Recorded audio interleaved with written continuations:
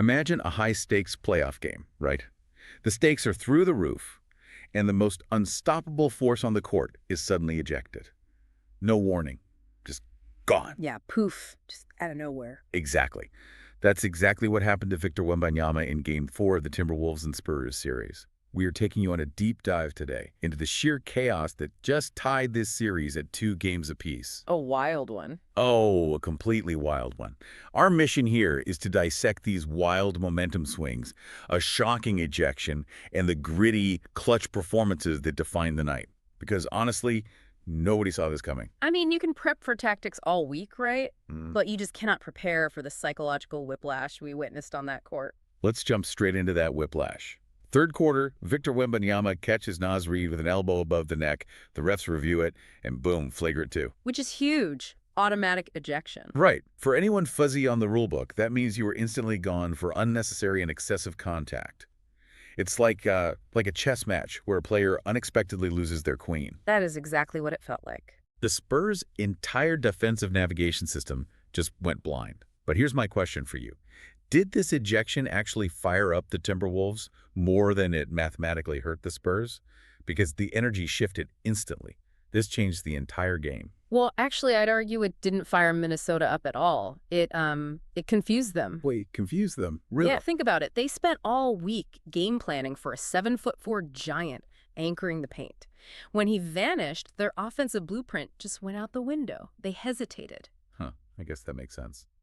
Tactically, you'd think losing a generational anchor like Wembanyama would instantly sink San Antonio, but they survived the blow by pivoting completely to matchup basketball. Right, and we hear matchup basketball thrown around a lot. What that really looked like on the floor was the Spurs aggressively hunting the weakest links on defense, correct? Exactly. With Wemby's massive wingspan gone, Minnesota's fear of the paint vanished, but so did San Antonio's structured offense.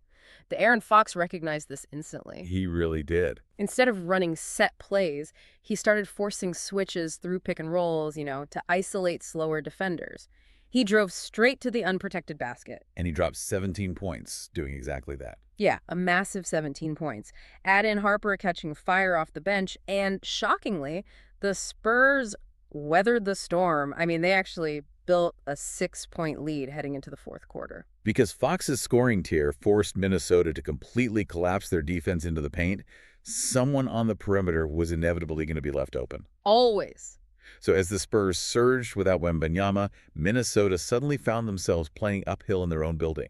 The clock was ticking, they desperately needed a hero, and, well, enter Anthony Edwards. And the Spurs knew exactly where the ball was going, right? They loaded up on him, throwing all their eyes in double teams at number 5. They practically dared anyone else to beat them. But Edwards fought through pure exhaustion.